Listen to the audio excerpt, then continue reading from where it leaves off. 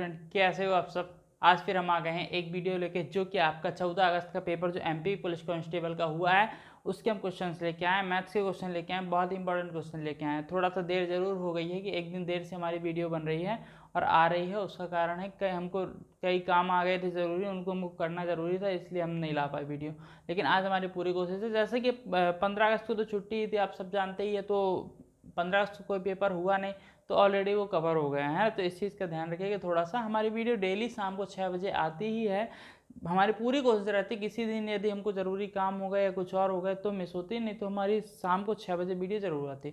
और हमने अभी तक जो भी क्वेश्चंस कराए हैं, जो पिछले पेपर्स के कराए हैं 12 तारीख और 13 तारीख के, बहुत ही महत्वपूर्ण प्रश्न कराए हैं और उसी टाइप के क्वेश्चन रिपीट हो रहा है, कहीं बाहर से नहीं आ रहा। बस आपको कॉन्सेप्ट समझना है, किस तरीके से आप कॉन्सेप्ट करेंगे तभी आप आसानी से कर पाएंगे। उसी कड़ी में आज हम लेके आए हैं 14 अगस्त के जो मैथ्स के क्वेश्चन आए हुए थे, वो महत्वपूर्ण क्वेश्चन हम लेके आए हैं। तीनों शिफ्ट का मिक्स करके हम लोग एनालिसिस करते हैं, कौन से क्वेश्चन रिपीट हो रहा है, कौन से मिलते जुलते हुए क्वेश्चन आ रहा है, वो क्वेश्चन हम आपको सॉल्व करवाएंगे। और अभी तक हमारी आपने फुल कॉन्सेप्ट बेस्ड वीडियो नहीं देखी है, जैसे कि व्यवस्था नियम पे सबसे ज़्यादा क्वेश्चन बन रहे हैं आपके इस पेपर्स में, तो आपने अभी तक हम नहीं देखी हमारी वो वाली वीडियो, तो जाके देखिएगा। आपको वीडियो जो लिंक जो है डिस्क्रिप्शन में मिल जाएगा, तो आप जाके वहाँ से देख सकते हैं। और भी चक्रवृद्धि ब्याज संबंधित भी क्वेश्चन बहुत सारे आ रहे हैं, तो वो भी हमने आपके लिए बनाए हुए प्रॉपर समझाने के लिए किस तरह से आप करेंगे, वो चीज़ हमने पूरी क्लियर की हुई है। तो वही हम आज पहला क्वेश्चन बताने वाला है आपको। बहुत ही बढ़िया प्रश्न है, कुछ नहीं है, फार्मूले बेस्ड क्वेश्चन है। आपको बस फार्मूले यदि छोटे छोटे से लड़ना है तो आप आसानी सीधे इसका आंसर निकाल सकते हैं। देखिए लिखा क्या है, समलंब चतुर्भुज की दो समांतर भुजाएं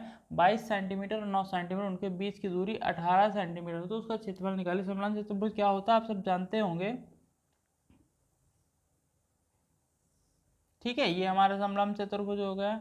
आमने सामने भुजाएं क्या होती है, समांतर हमारी, और ये हमारी लंबाई। क्या दिया हुआ, दो समांतर भुजा 22 सेंटीमीटर 9 सेंटीमीटर, ये हमारा 22 मान लेते हैं बड़ी वाली भुजा, ये हमारा 9 सेंटीमीटर हो गया। और ये बीच की दूरी, ये डिस्टेंस कितनी दी, 18 सेंटीमीटर, ठीक है, ये हमारी, ठीक है। हमको क्या फाइंड करना है, समलंब चतुर्भुज का क्षेत्रफल। तो सूत्र क्या होता है, सूत्र आपको पता होना चाहिए, है ना। समलंब चतुर्भुज का क्षेत्रफल क्या होता है आपका, 1/2 दोनों भुजाओं का योग। मतलब यदि हम इसको a मान लें, a बराबर 9, और इसको b बराबर 9, b बराबर 2 मान लें, और इसको हाइट मान लें h, है ना, ऐसे डिनोट करें तो a plus B into H, ये होता है हमारा फॉर्मूला। तो 1/2 a प्लस बी मतलब क्या हो जाएगा आपका 22 प्लस 9। ये हम आपको समझाने का प्रयास कर रहे हैं ना, आपको शॉर्ट मेथड से आप सीधे इसके फॉर्मूले पर रख के डायरेक्टली आंसर निकाल सकते हैं, लेकिन हम आपको मेथड पहले समझा रहे हैं, फिर आप इसको स्पीड में आसानी से कर सकते हैं। मेथड आपको क्लियर रहेगा तो आप आसानी से कर पाएंगे। ये हाइट कितनी दी है इसकी, 18। सॉल्व कर दीजिए इसको, 1/2 22 प्लस 9, और ये हम करेंगे 18, हमारा डिवाइड हो जाएगा किससे, 2 9 18, तो हो जाएगा। इसको नहीं करते हैं, 2 हटा देते हैं इधर से, सीधे क्या लिख देते हैं हम इधर पे, इंटू में 8 कर देते हैं, ठीक है। और 22 और 9 कितना हो जाएगा, 31 गुणे 8, तो क्या हो जाएगा, 8 एकम 8, 8 3 24, क्या हो जाएगा, ये सीधे सीधे हमारा आंसर आ गया कितना। इसको यूनिट जरूर ध्यान देना है ना, किसमें होगा, सेंटीमीटर स्क्वायर में। यदि आपका ये सेंटीमीटर है तो स्क्वायर सेंटीमीटर होगा इसका आंसर। बहुत ही आसान प्रश्न था, कुछ भी नहीं था, बस आपको थोड़ा सा देखना था, आसानी से क्वेश्चन को कर सकते थे, बहुत ही ईजी प्रश्न था, है ना। तो इस तरह से आप कर सकते हैं। सॉरी ये मिस्टेक थोड़ा सा हुई है कि इधर 9 है ना, इधर पे 9 है, तो 9 से यदि हम करेंगे तो 9 1 9 हो जाएगा, हमारा मिस्टेक हुई थोड़ी सी। 9 3 क्या हो जाएगा, 27 279 होगा, बस बाकी कुछ नहीं। आपको बहुत आसान प्रश्न था। हम आपको मेथड बताने के प्रयास करते हैं, मेथड आप किस मेथड से करेंगे, बाकी आपको स्पीड तो आपने खुद से ही बनानी है कि आपको ये सब लिखना है कि नहीं लिखना। आप डायरेक्ट ये फार्मूला मन में सोचिए, आप डायरेक्टली वैल्यू रख के आंसर निकाल सकते हैं। जैसे कि हम होते तो क्या करते पता है आपको, हमको पता फार्मूला होता दोनों भुजाओं का योग गुणे ऊंचाई, तो क्या करते हैं हम 1/2 गुणे और 22 और 9 सीधे ऐड कर देते तो हम 31 आ जाता, और ये 18 हमारा।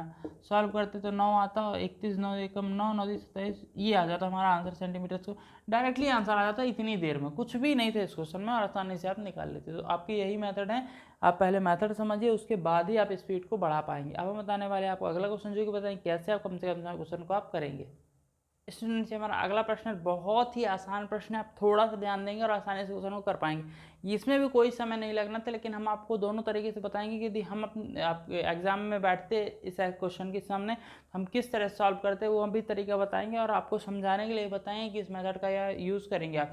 लाभ आने पर आधारित प्रश्न और बहुत ही आसान प्रश्न। देखिए है क्या इसमें कि आप समझिए, यदि हम करते तो पहले हम बता दें है ना कि यदि हम करते शॉर्ट में तो कैसे करते। देखिए आप लिखा अंकित में पुरानी कार 19,000 रुपये में खरीदी और 1,000 रुपये मरम्मत में लगा दी। मतलब उसने कितने में पड़ गई उसको 20,000 रुपये की। ठीक है 20,000 रुपये की पड़ी। फिर उसके बाद क्या बोलते उसे 25,000 में बेच दिया। 25,000 में उसने बेची, कितना बचा 5,000 का डिफरेंस हुआ। तो क्या 5,000 का डिफरेंस 5,000 कितना परसेंट होगा, कितने 2,000 का है ना। सिंपल निकाल लेंगे हम।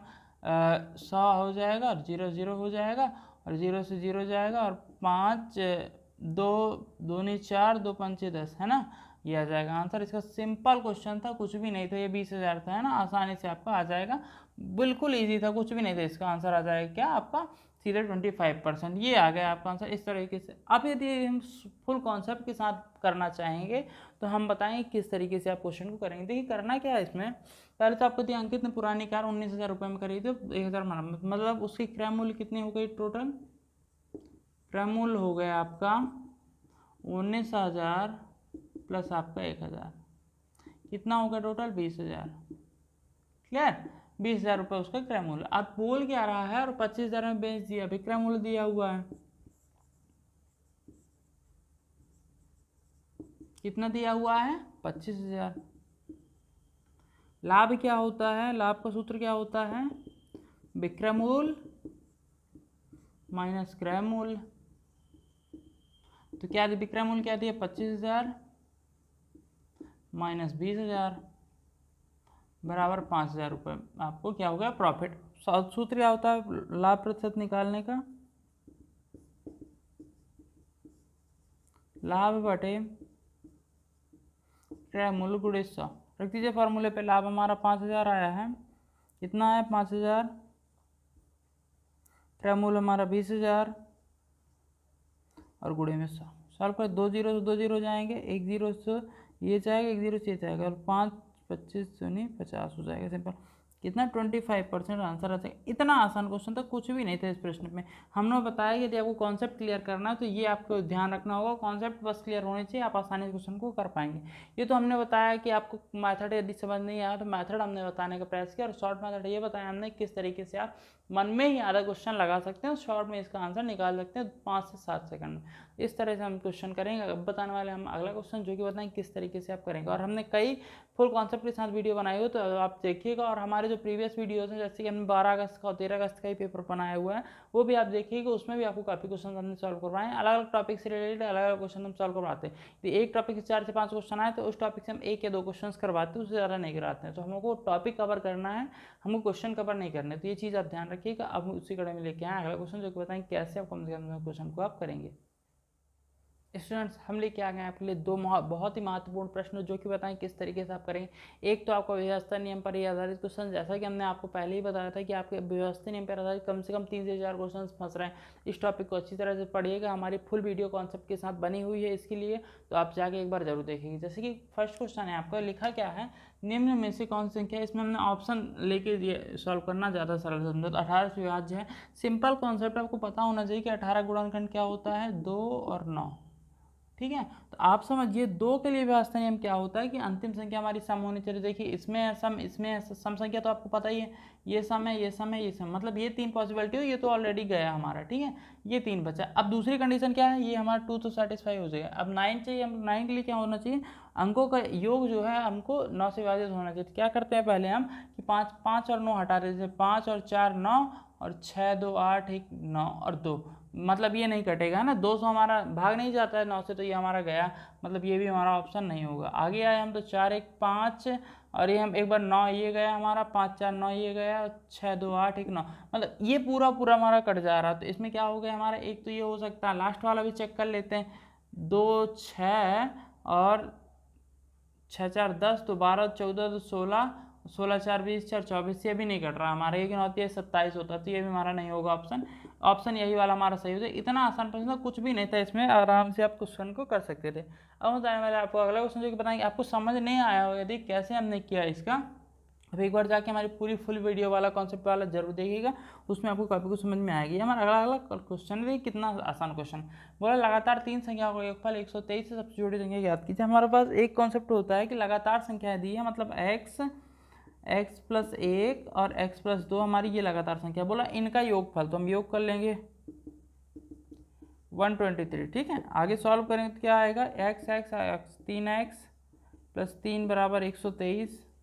आगे करेंगे सॉल्व, क्या आएगा 3x और 3 उधर जाएगा, 123 माइनस 3, 3x बराबर 120, x बराबर 120 बटे 3 आ जाएगा 40 हमारा। यही हमारा आंसर। सबसे छोटी संख्या हमारी क्या थी, x ही थी ना, तो x बराबर कितना आ गया हमारा 40।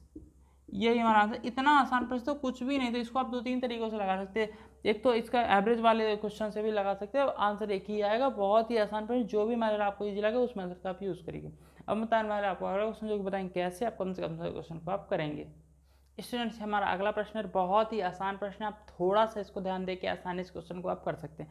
देखिए है क्या इस प्रश्न में कि बोल रहा है 144 की घात 3 गुणे 1728 की घात 3 12 की घात 3 भाग में है चिन्ह है ना, 144 की घात x और 1728, इसको हमको सॉल्व करना। और किसकी वैल्यू चाहिए हमको, x की वैल्यू चाहिए, जो कि इसके घात में लगी हुई, इसकी वैल्यू चाहिए। आपको सॉल्व किस तरह करना है, आप देखिए 144 का क्यूब है ना, तो ये तो आपको क्लियर है। इंटू में क्या आएगा 728 की पावर 3।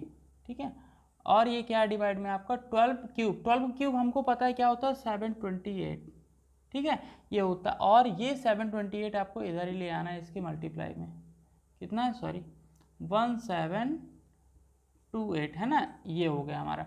और इक्वल में क्या होता है 144 की पावर x ही ऑटोमेटिक उधर ही रहेगा। ठीक है, अब आप सॉल्व करिए इसको, तो आप देखिए एक से ये चला जाएगा और एक से ये चला जाएगा, बचेगा कितना हमारा 144 का क्यूब इंटू में आपके बचेगा कि ओनली 1728 इज इक्वल टू 144 की पावर x। और अभी हमने बताया कि 1728 किसका घात होता है 144 की घात 3 गुणे 1728 किसका होता है 12 का क्यूब, क्या होता है 12 का क्यूब बराबर 144 x हो जाएगा, पावर x है ना।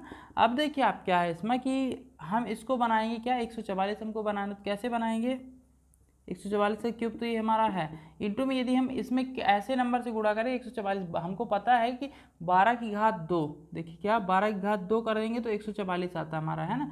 मतलब यदि 144 हम रखेंगे, 12 की घात 2 बना लेते हैं ना, 12 की घात 2 बना लेते हैं हम, उसके ऊपर हम कितने से गुणा करेंगे 3 आएगा, तो 1.5 से यदि हम कर देंगे 2 से गुणा तो हमारा 3 आ जाएगा। ठीक है, और आगे हम बढ़ाएंगे तो 144 की पावर x आ जाएगा, और आगे बढ़ाएंगे तो ये दोनों हमारा 144 की घात 3 हो जाएगा, गुणे में ये 12 को घात 2 मतलब 144 की घात 1.5 हो जाएगा, बराबर 144 की घात x हो जाएगा हमारा। आगे बढ़ाएंगे तो हम क्या आ जाएगा, आधार समान है तो घातें जुड़ जाएंगी हमारी, तो 144 की घात क्या हो जाएगा 3 और 1 4.5 हो जाएगा। ठीक है, बराबर 144 की घात x। सिंपल है, अब आपके आधार समान है तो इसकी घात भी समान होगी, मतलब x बराबर 4.5 आपका आंसर आ गया। इतना आसान प्रश्न तो कुछ भी नहीं था इसमें, यदि हम करते तो नॉर्मली कॉन्सेप्ट ध्यान देते तो आसानी से कर सकते थे, क्योंकि बहुत ही इजी प्रश्न था। आपको थोड़ा सा ध्यान देना, ये पावर वाला क्वेश्चन है तो आप समझिए कि एक ही पावर में आएगा सब कुछ, ये तो डिवाइड होगा, तो इस तरह से आप आसानी से क्वेश्चन को कर सकते हैं। अब बताने वाले आपको अगला क्वेश्चन, जो कि बताएंगे कैसे आप कम से कम समय क्वेश्चन को आप करेंगे। स्टूडेंट से हमारा अगला प्रश्न बहुत ही आसान प्रश्न है और अच्छा प्रश्न, थोड़ा सा आप ध्यान देंगे तो आसानी से क्वेश्चन को कर पाएंगे। देखिए है क्या इस क्वेश्चन में, क्वेश्चन को आप समझिएगा है ना अच्छी तरह से। क्या है कि 3 पुत्र हैं, प्रत्येक पुत्र 5 वर्ष के अंतराल में पैदा होते हैं। यदि 5 साल बाद तीनों की उम्र 60 वर्ष है तो 5 साल पहले सबसे छोटे क्या हो गया थे। सिंपल कॉन्सेप्ट है, हम मान लेते हैं कि 5 वर्ष का अंतराल, मतलब एक की x होगी, दूसरे की x प्लस 5 होगी, तीसरे की x प्लस 10 होगी। ठीक है, इस तरह तीनों की होती है। लेकिन क्या बोला, यदि 5 साल बाद, 5 साल बाद मतलब 5 5 दो तीनों में ऐड करना होगा, इन सब का योग क्या है 60 वर्ष, तो प्लस कर देंगे हम, कितना हो जाएगा देखिए, हम इसको प्लस कर देते हैं ना, ये योग x प्लस 5 और हम बढ़ाते जाएंगे प्लस, और 5 और 5 कितना हो जाएगा 10, तो x प्लस 10 प्लस x और 10 और 5 15 बराबर कितना आपका 60 वर्ष। सॉल्व कर दीजिए इसको आप, ax x x तो 3x आ जाएगा, और प्लस का आ जाएगा 10 5 15 15 30 हो जाएगा, बराबर 60। 3x बराबर 60 माइनस 30 हो जाएगा, तो 3x बराबर 60 माइनस 30 कितना हो जाएगा 30, तो x बराबर कितना हो जाएगा 30/3 हो जाएगा 10। सिंपल x का मान 10 है, तो यही हमने तो क्या माना था शुरुआत में 5 साल पहले क्या क्या थी x, यही हमारा आंसर हो जाएगा। मतलब x बराबर क्या हो जाएगा आपका 10 वर्ष। सबसे छोटी क्या है, क्या है 10 वर्ष। बहुत ही आसान प्रश्न था और इसी क्वेश्चन से आप कई क्वेश्चन बन सकते थे। बीच वाले की उम्र क्या है, सबसे बड़े वाले की उम्र, कोई भी तरह क्वेश्चन बन सकते हैं और आप आसानी से कर सकते हैं। अब हम बताने वाले आपको अगला क्वेश्चन, जो कि बताएं कैसे आप कम से कम समय क्वेश्चन को आप करेंगे। स्टूडेंट्स, आज की वीडियो का बहुत ही महत्वपूर्ण प्रश्न, और जैसे कि हम पहले ही बता चुके हैं आपके दो टॉपिक से बहुत ज़्यादा क्वेश्चन बन रहे हैं, जैसे कि एक चक्रवृद्धि ब्याज हो गया और व्यवस्था नियम, इन दोनों से मैक्सिमम क्वेश्चंस बन रहे हैं, तो आप उनको ध्यान में रखिएगा। उसी कड़ी में आज हम बताने वाले हैं आपको चक्रवृद्धि ब्याज आधारित प्रश्न, और बहुत ही आसान प्रश्न होने वाला है ना। और ये आज का हमारा अंतिम प्रश्न, पूरी वीडियो केवल 15,000 रुपये का 4% की दर से 3 वर्ष से। एक चीज़ हमने कॉन्सेप्ट आपको बताया है कि चक्रवृद्धि ब्याज का आपको सॉल्व किस तरह करना है। चक्रवृद्धि ब्याज मतलब आपको पहले तो चक्र बना लेना है फास्ट। अब क्या करना है, 3 साल का अंतराल बनाना है, 1 अंतराल, 2 अंतराल और 3 अंतराल, ये हो जाएगा। ठीक है, तो आपको मेन वैल्यू कितनी है 15,000 रुपये, सब में आपको 4% लग रहा है ना। चक्रवृद्धि ब्याज का कॉन्सेप्ट क्या होता है हम बता दें आपको। 4% दूसरे साल के और 4% तीसरे साल के। क्या होता है कि इसकी वैल्यू भी बढ़ाते जाएंगे। 15,000 का पहले हम 4% निकालेंगे, हमारा पहले वर्ष के लिए है। ठीक है, ये अंतराल हमारा पहले वर्ष के लिए है। ठीक, तो 15,000 का यदि 4% निकालेंगे हम, 15,000 का 4% है ना, तो 0 0 कैंसिल हो जाएगा, 15 चौको 60 हो जाएगा है ना, और 1 0 आ जाएगा, 600 रुपये हो जाएगा। कितना 600 रुपये, मतलब 15,600 ये हो जाएगा हमारा 15,600। ये हमारा होगा क्या, एक वर्ष के लिए ब्याज।